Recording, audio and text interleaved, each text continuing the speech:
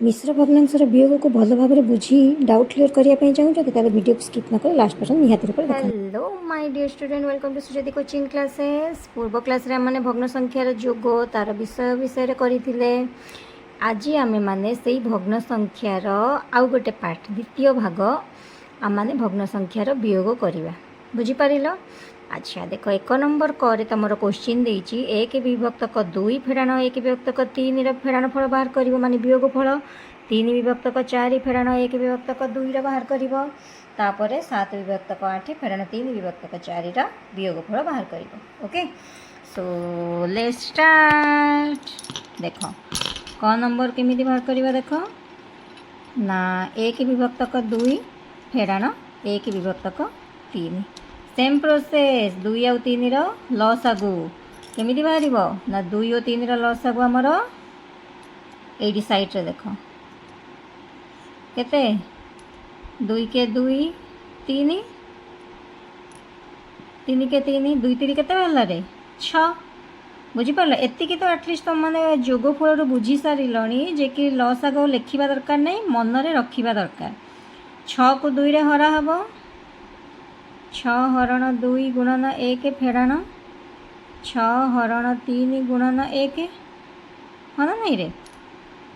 6 को 2 रे हले केते हला 3 गुणन 1 फेड़ाण 6 को 3 रे हले 2 गुणन 1 विभक्तक केते हला रे 6। ताले केते बाला 3 के 3 फेड़ाण 2 विभक्तक 6। आंसर केते 1 विभक्तक 6। बुझी पारला? एबे आमे माने कौन करिबा ना एबे आमे माने ख नंबर उत्तरटा बाहर करिबा हैला। ख नंबर देख तुम मानकर कौन देछि 3 विभक्तक 4 फेड़ाण 1 विभक्तक 2 3 विभक्तक 4 फेड़ाण 1 विभक्तक 2। अच्छा से सेम प्रोसेस 4 और 2 रे लसागु 2 दुने 4 2 के 2 हैला। ताले 4 और 2 रे लसागु केते बाहरला रे 2 दुने 4। अच्छा 4 हरण 4 गुणन 3 फेड़ाण 4 हरण 2 गुणन 1 हाँ ना नहीं रे। अच्छा 4 को 4 रे हले 1 गुणन 3 4 को 2 रे हले 2 दुने 4 गुणन 1 विभक्तक 4। अच्छा एटा केते बाहरला 3 के 3 फेड़ाण 2 के 2 विभक्तक 4 3 2 गले केते हला रे 1 विभक्तक 4। एबे आमे माने कोन करिबा ना एबे आमे माने ग नंबर उत्तरटा बाहर करिबा। 7 विभक्तक 8 फेड़ाण 3 विभक्तक 4 8 और 4 रो लसागु बाहर करिबा 4 दुणे 8 4 के 4 2 रे कटिले 2 के 2 हाँ ना नहीं रे। 8 और 4 रो लसागु केते बाहरला 4 दुणे 8 हैला। अच्छा ताले एठी केमिति हबो ना से सेम प्रोसेस 8 हरण 8 गुणन 7 लसागु को हर सहित हरा जाए लब सहित गुणा जाए। ताले 8 हरण 4 गुणन 3। बुझी पारलो? 8 को 8 रे हले केते हला 1 गुणन 7 फेड़ाण 8 को 4 रे हले 2 गुणन 3 विभक्तक 8 केते बाहरला 7 फेड़ाण 6 विभक्तक 8 7 रु 6 गले केते हला रे 1 विभक्तक 8 हैला। एबे आमे नेक्स्ट 2 नंबर करिवा। देखो 2 नंबर रे तमरो क्वेश्चन कोन देला ना 1 रु 3 विभक्तक 4 को वियोग करिवो। ख नंबर हला 1 रु 5 विभक्तक 8 को फेड़ाण करिवो। अच्छा ताले केमिति करिवो ना प्रथमे वियोग चिन्ह दबाकू ही पड़िवो 1 रु 3 विभक्तक 4 जेहेतु हर रे तमरो केते अछि 4 अछि तो यार हर रे भी या हर रे किछि नहीं माने एटा कोन हबो 1 अछि हाँ ना नहीं। ताले आमे कोन करिवा ना 1 और 4 रो लसागु केते बाहरिबो रे 4 ही बाहरिबो। 4 हैला माने 4 को आमे जदी 1 रे गुणीबा केते बाहरिबो से 4 ता माने 4 विभक्तक 4 तो आमे सेटा को डायरेक्ट एठी लिखि देबा 4 विभक्तक 4। बुझी पारलो? एबे मु कोन कहिया पई चाहूची हर रे 4 अछि माने या तळे किछि नहीं माने कोन अछि 1 अछि हाँ कि नहीं। 1 और 4 रो लसागु 4 ही बाहरिबो।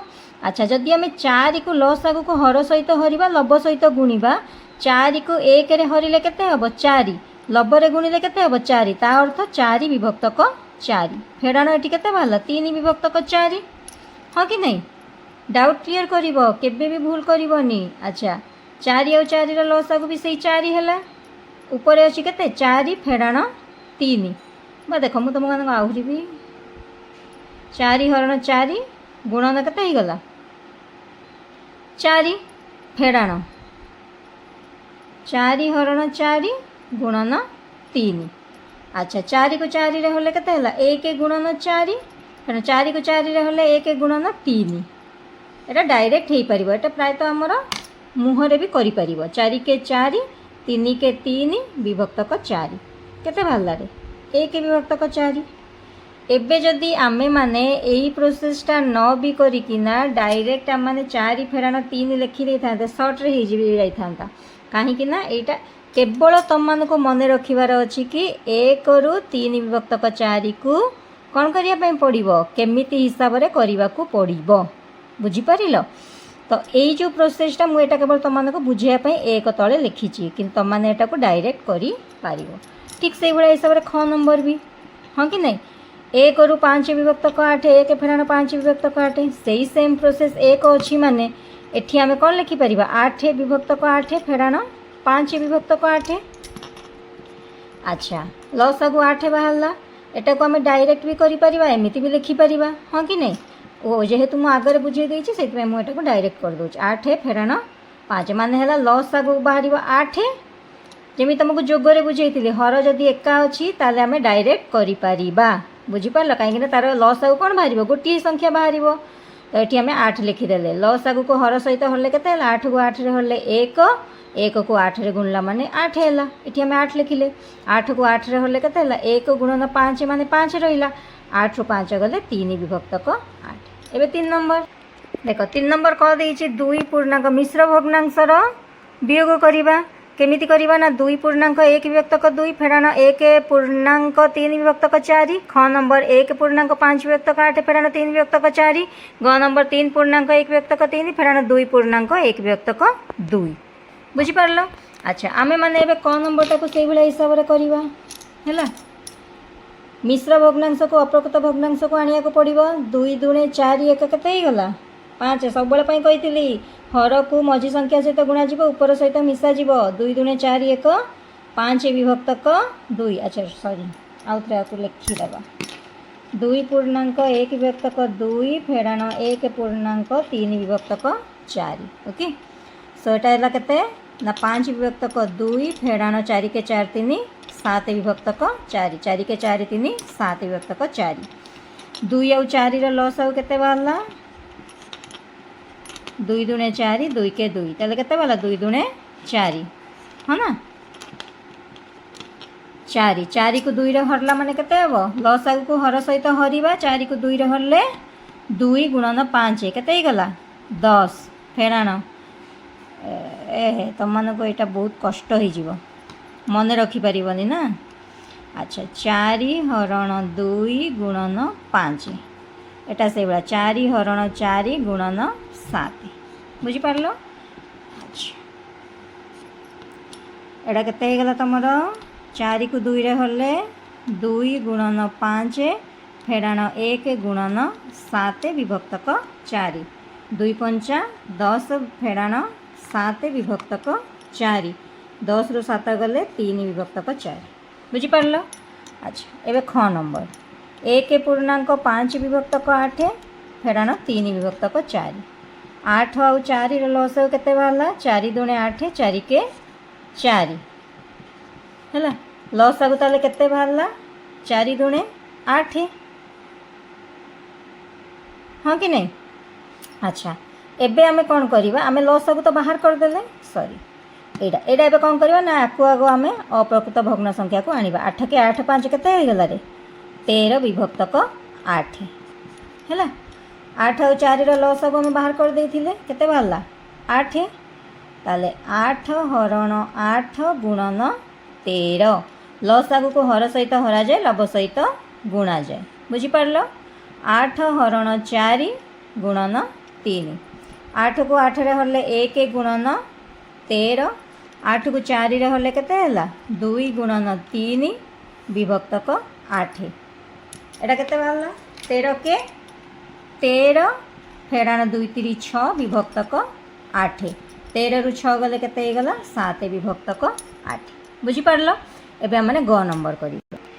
ଏବେ ଦେଇଛି ଗ ନମ୍ବର 3 ପୂର୍ଣ୍ଣାଙ୍କ 1 ବିଭକ୍ତକ 3 ଫେଡ଼ାଣ 2 ପୂର୍ଣ୍ଣାଙ୍କ 1 ବିଭକ୍ତକ 3 ସେଇଭଳିଆ ହିସାବରେ 3 3 9 1 10 ବିଭକ୍ତକ 3 2 2 4 1 5 ବିଭକ୍ତକ 2 3 ଆଉ 2ର ଲସାଗୁ କେତେ ବାହାରିବ 3 ଆଉ 2ର ସେଇ ସେମ୍ ପ୍ରୋସେସ୍ରେ କେବଳ ତମମାନଙ୍କୁ ମାଇଣ୍ଡ ମେକଅପ୍ କରିବାକୁ ପଡ଼ିବ। ଆଉ ଗୋଟେ ଜିନିଷ ହେଲା ପେସେନ୍ସ 3 2 6 ଯେଉଁଟାକି ତମମାନଙ୍କ ଭିତରେ ଟୋଟାଲି ନାହିଁ। ମେଥ୍ ଗୋଟେ ଏମିତିକା ଜିନିଷ ତମମାନେ କ'ଣ କରିପାରିବ ତାକୁ ଭଲ ଭାବରେ ବୁଝିପାରିବ। ଥରେ ବୁଝିଗଲା ପରେ ସେ ଜିନିଷ ଆଉ କେବେ ବି ତମମାନଙ୍କ ମାଇଣ୍ଡରୁ ବାହାରେ ହିଁ ନାହିଁ। ତାହେଲେ ଲସ୍ ଆଗକୁ ହର ସହିତ ହରାଗଲା ଲବ ସହିତ ଗୁଣାଗଲା 6 ହରଣ 2 ଗୁଣନ 5 ବୁଝିପାରିଲ।